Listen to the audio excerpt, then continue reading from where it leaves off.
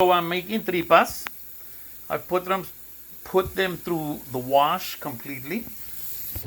And then what I like to do is take out the sarro to get some nice clean mantequita so that I can throw these babies back in here after I wash my pan once. This is all the, I don't know what you call it. I don't want to call it what I do want to call it is I call it sarro. And as you can see, I get 1 or 2 drips out of it. I get rid of this so that my tripitas will cook a little more evenly. Now, this is the manteca, the grease, the fat, the lard that has come off of my tripas after the first fry. Personally, I don't think you can get rid of completely all the sarro or the what do you call it? The runoff from the tripas, the curds. But maybe some of you guys have tried that and have had better results with a finer sieve or filters. These are the tripas after the first fry.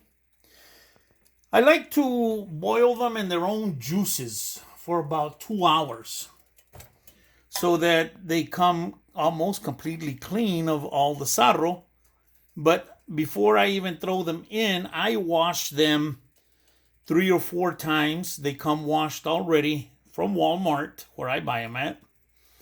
And this is the end result of 3 bags of tripas from Walmart. Not a lot, and they're still going to shrink more after I get my manteca nice and hot. Now, one of the reasons I try to get rid of the sarro is because the curds or the sarro that I'm mentioning tends to burn faster than the tripas. And I don't want a burnt taste on my tripas. So now that we're getting it nice and hot, yes, they're going to boil a little bit more. And yes, there's still a little bit of sarro left. But there's only so much you can do to get them 100% clean or to try and get them. So anyways, we're going to let them start frying. We're going to cover them up. I don't want to give them a lot of heat. You know, we're right there, a little bit above medium.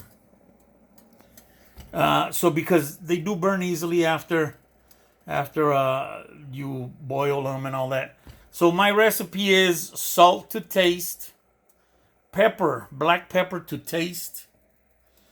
I put in 2 small onions. You can put 1 large onion and 4 cloves of garlic. After the garlic is nice and cooked up in there, I take it out and I mush it completely and I throw it back in there. So we'll see what the results are.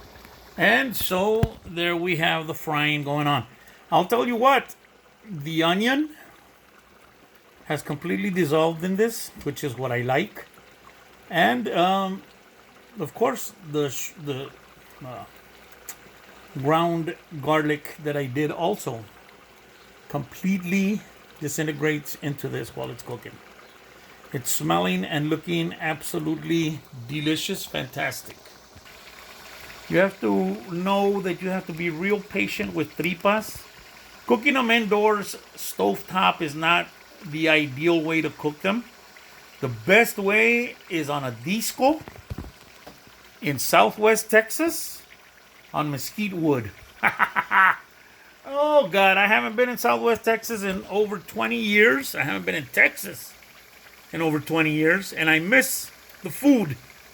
Nothing else. I miss the food. So if anybody wants to send me a care package, beef jerky, spice rubs, salsas, whatever. I make all my own stuff up here too. I'm in Minnesota. But seriously, if anybody wants to send any type of care package, I will kindly reciprocate with my Gordo Loco brand chamoy gummies. Chamoy coated gummies. So anyways, my tripas are coming along very nicely. I think you can notice that they're starting to change color. Some of them are actually starting to fry, and you have to be very careful because they start to stick to the bottom of the pan. And you have to be very patient with tripas, I'm telling you. We're going to go on 4 hours cooking this batch of tripas. I started at like 5:30 in the morning. Look at the time. No, started at 6 in the morning. And look at this. So, once again, stovetop is not the best place for tripas because you get a mess. Now I have to leave them uncovered so I can keep stirring them para que no se me quemen. But now I'm going to get grease splatter everywhere. So, yeah, I've got a great idea if anybody wants to try to make tripa raspas. You chop up fine all the tripas and put them in the raspa, in the snow cone. And then like they do with chocolate dipped vanilla ice cream, you take the snow cone and you dip it into the hot manteca. And then you have a nice coating of crunchy tripa raspa tacos or snow cones. Tripa raspa manteca encrusted snow cone. Anyway, I don't know how good that'll fly, but look at this. Coming along very nicely. As I said, we're going on 4 hours on this. They're looking very nice. I'm going to stir them. They start to stick already to the bottom of the pan, so you have to keep stirring them so that they don't burn. They burn very easily once you get to this stage. The boiling has left them very nicely boiled thin. And look at that, look at that, look at that. Let's see if we can we scoop this baby up? Woohoo!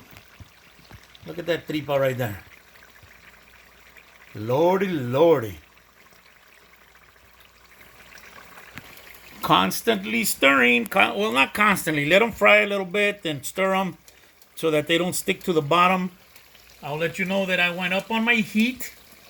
I was down in the middle. I went up to about mid-high because now that they're this close, I want them to fry. I like mine's nice and semi-crunchy, semi-chewy. I don't want them to dry up too much, but I don't want them mushy. So this is tripas, folks. Beef intestines, triple washed beef intestines. Nombre, shut up. Mira nomás. Qué chulada. Qué chulada de tripas. Folks, I'm going to pour these out of here, or pull them out of here. And I'm going to drain them. And I'm ready for some tripitas tacos. Make yourself some pico de gallo or some salsita to your liking. Heat up some corn tortillas or flour tortillas because I like them in both. But look at these tripitas. I'll repeat myself. Nombre, shut up. Qué chulada. Oh my God.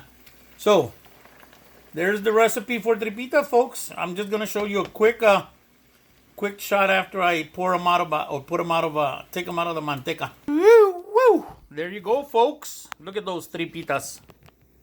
Oh my goodness. Beef intestines. Now you can't cook them slower. I mean, you can't cook them faster. I like to take my time. So I boil them slowly in their own juices for the first 3 hours.